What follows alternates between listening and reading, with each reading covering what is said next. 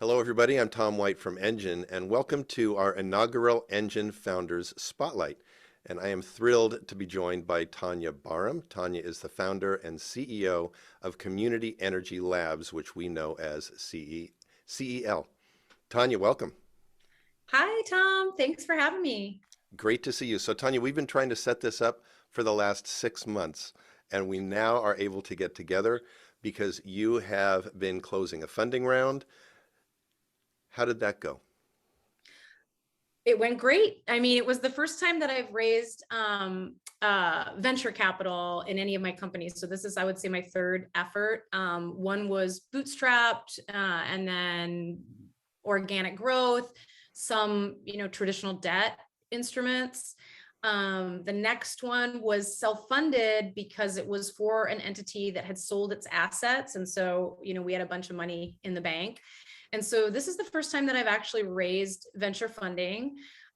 It was fun because I've seen it a lot of times. I've been a peer mentor for other startup entrepreneurs since 2007, my first company, sorry.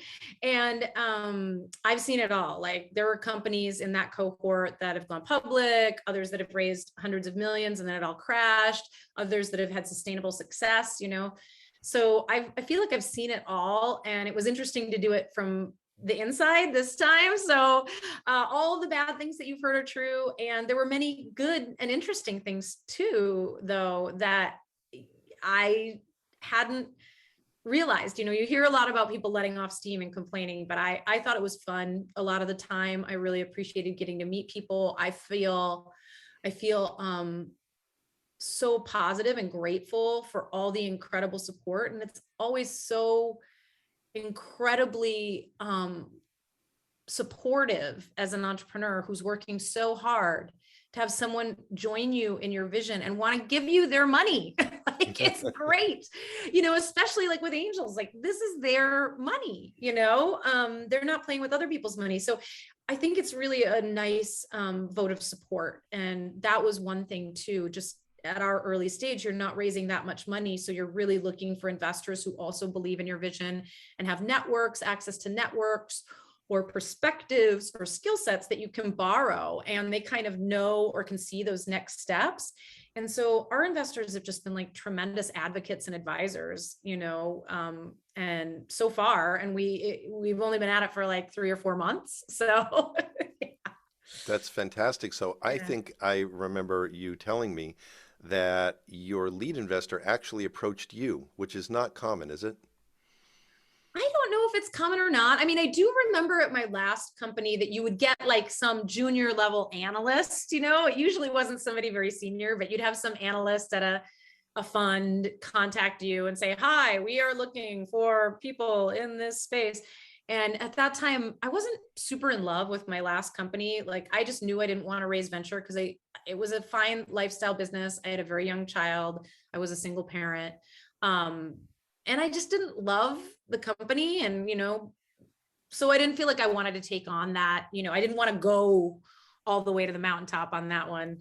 So this time around, yeah, I was approached. Often what happened was I was approached by groups that wanted me to pitch. So that's another thing. Like, people will either ask you to pay to pitch, never do that, never pay to pitch.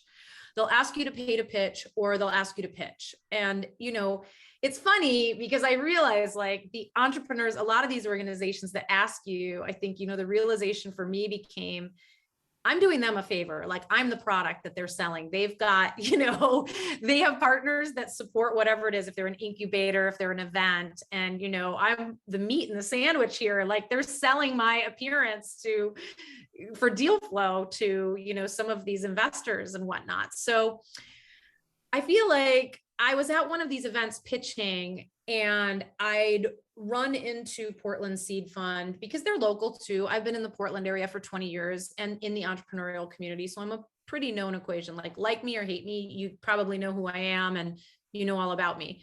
So I ran into Jim Houston, who is the fund manager for Fund 3. And, we talked, and at the time I wasn't fundraising. So I was like, cool, nice to meet you. We're getting non-dilutive grants to fund our product development. And he's like, well, we're very early money, we don't write big checks, but we like people who have leveraged grants. We're that next step, for your first fundraise. I'm like, cool, sounds great. And then it must have been a year later that Virtue Lab, who've been a wonderful accelerator to us, so I don't mind being the meat in their sandwich because we get so much in return. They asked us to come pitch in an event, and I was like, sure, fine, whatever, it's 10 minutes of my life.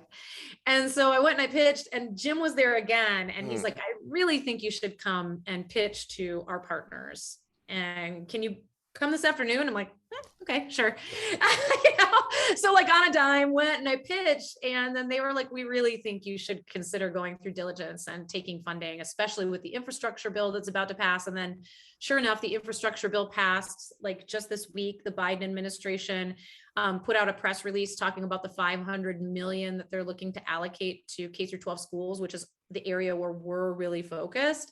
And so I'm so grateful now that we're going to have that capacity in advance of all that motion in the market. So yeah, that was how that happened. It was just, they approached us. And then once, of course, we started fundraising, he likes to point out that I was a little reluctant to start, but he's like, but then once you do it, you don't really do anything by halves.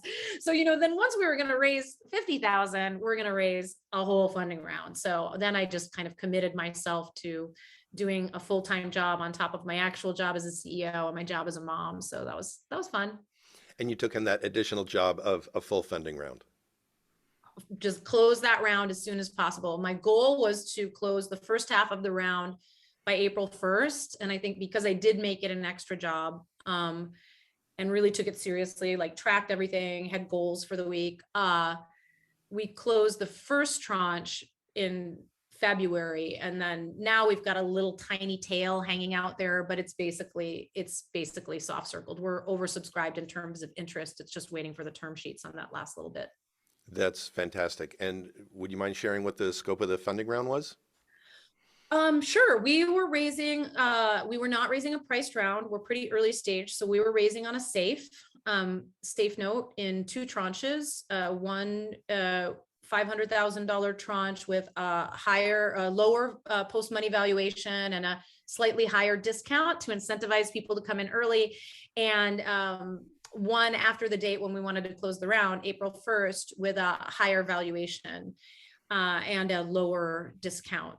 And, some folks in the beginning of the round thought that was a little rich. I think they were pretty, and you're going to hear that, right? Like reasonable people can disagree. They thought that was a little rich. And then, we turned around and closed 10x on revenue this year and twice what our projections were for the entire year of 2022 by February 17th. So at that point, I felt completely confident and justified asking for that higher valuation.